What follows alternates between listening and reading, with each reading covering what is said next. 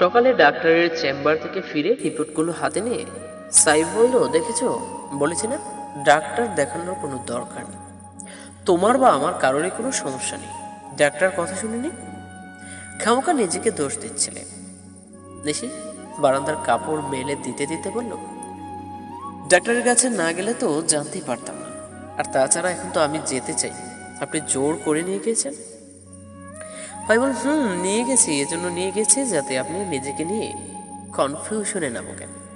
আর আর যদি না যেয়ে যেতাম তাহলে তো পরে এজন্য আমাকেও কথা শোনাতে হতো। নিশি বলল, আপনি আমাকে এতদিন এই চিনেছেন, কেন আমি আপনাকে কথা শোনাতে যাব? সাইফ মুচকে এসে বলল, কি জানি, শোনাতে হতে পারো, মেয়ে জাতির মন বোঝা বড় তাই। আজ পর্যন্ত বড় বড় মনীষীরা আপনাদের মন বুঝতে পারেন, সেখানে আমি তো অতি সামান্য মানুষ।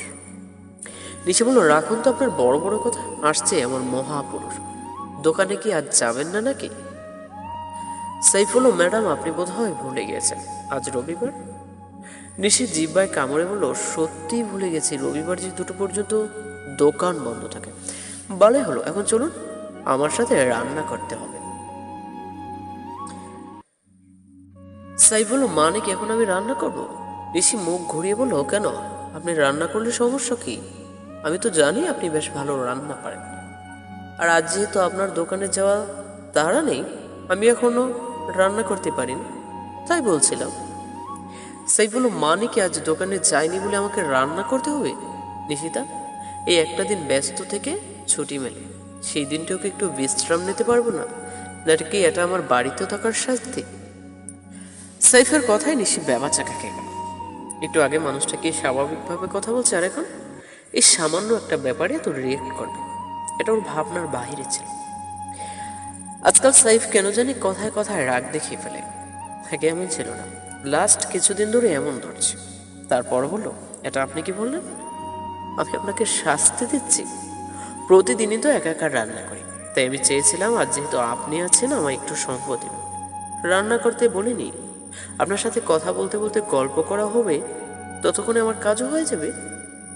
কিন্তু নিশিতা, আসলে ব্যস্ততা এত বেশি জেগে বসেছে, কি বলবো, তুমি নিজেই দেবো। সেই সকালে বেরিয়ে রাতে ফিরি, এর মাঝে এক দ্বন্দ্ব বিশ্রাম নেওয়ার সময় নেই। তার উপর তুমি কথাটা বলা।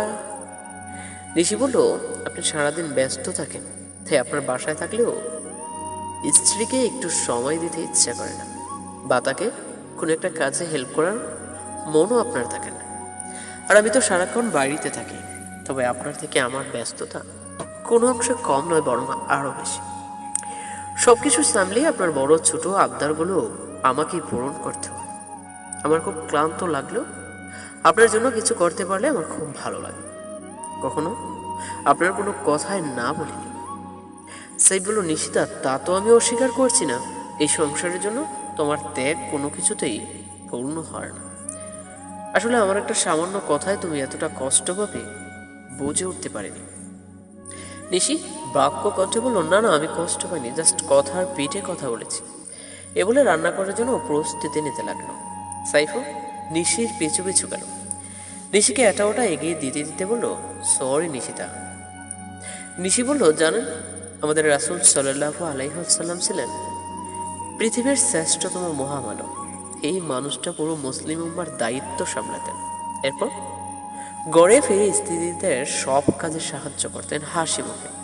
কখন তার কাছে এসব করতে ক্লান্ত লাগতো না, বা এসব করাকে তিনি শাস্তিও বলতেন না। কখনো এই মানুষটা এটা বলতো না, আমি এত বড় দায়িত্ব সামলে এইসব কুড়িনারি কাজ কেন করব। বরং ওনার স্ত্রীরা ওনাকে নিষেধ করলেও উনি হাসি মুখে বলতেন, স্ত্রীকে ঘরের কাজে তার জন্য দেওয়া একটা ইবাদত। সাইফ বলল, নিশিতা, আমি আসলে বুঝতে পারিনি, দেখো ভুল হয়ে গেছে, তাই বলে তুমি রাগ করে থাকবে? তুমি আমার উপর রাগ থাকলে আমার খুব বেশি কষ্ট। তাছাড়া আজকে শরীরটা খুব খারাপ লাগছে, মাথাটাও প্রচন্ড ব্যথা করছে। নিশি বলল, না, আমি সত্যি রাগ করিনি, আমি নিজেই আপনার কষ্টগুলো বুঝতে পারছি। এখানে হয়তো আপনি আমার কথা বুঝতে পারেননি তাই। আর যদি বলি ব্যস্ততা একটু কমান, আমরা অল্প কয়েকজন মানুষ, আমাদের এত টাকা পয়সার দরকার নেই, কোনো মতে চলতে পারার মতো একটা ব্যবস্থাও হলেই হয়। কিন্তু কে শোনে কার কথা? সকাল 7টায় বেরিয়ে রাত 12টায় ফিরলে মাথা তো ব্যথা করবে। মানুষের সুস্থ থাকার জন্য ঘুমের খুব প্রয়োজন। আমার নিজের ঘুমের একটু ব্যতিক্রম হলে সেদিনটা অশান্তিতে কেটে যায়। আর আপনি তো, শুনুন, আমি রান্না করে নিতে পারবো, আপনি গিয়ে একটু ঘুমান। ঘুম গেলে মাথা খুব কমে যাবে। আর এক কাপ চা করে দিব কি? সাইফ মাথা নেড়ে বলল, না, এখন চা খাবো না, ঘুমালে বোধ হয় ঠিক হয়ে যাবে। নিশি বলল, আচ্ছা তাহলে গিয়ে একটু ঘুমিয়ে নে। সাইফ আর কিছু না বলে নিশির কথায় সায় দিয়ে বেরিয়ে গেল। মাথাটা আজ প্রচন্ড ধরে আছে, তাই কোনো কিছু ভালো লাগছে না।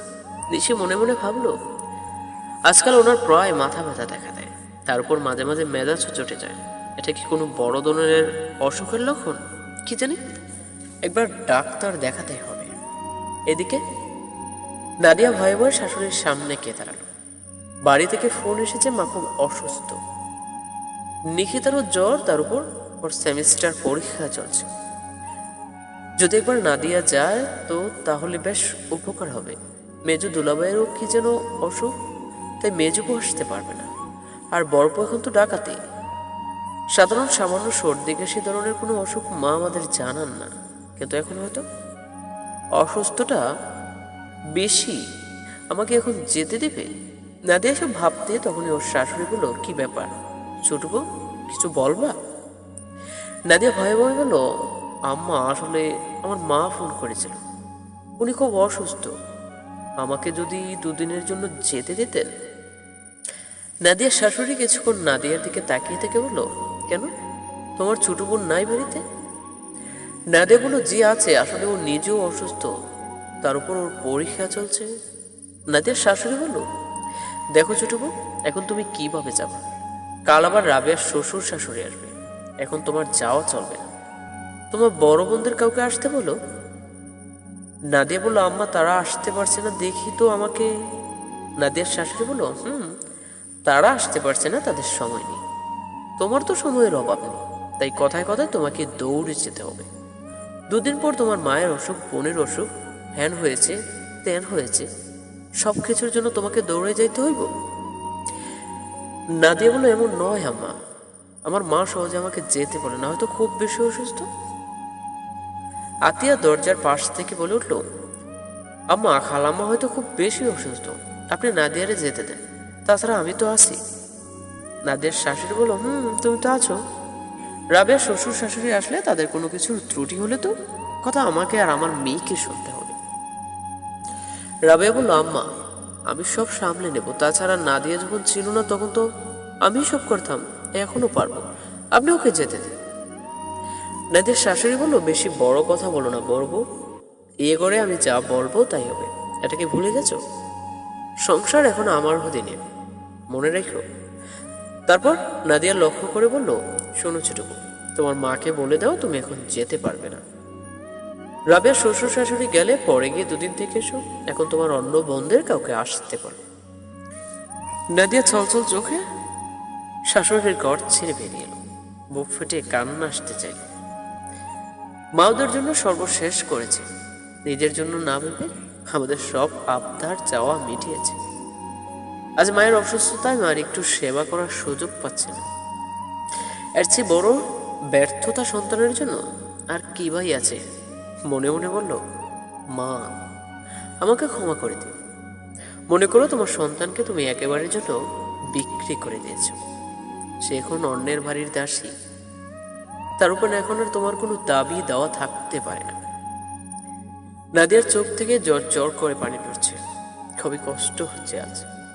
মনে হচ্ছে জীবন থেকে আইবুড়োর জীবনটা অনেক ভালো ছিল, অন্তত এভাবে কারো হুকুমের দাস হয়ে থাকতে হতো না।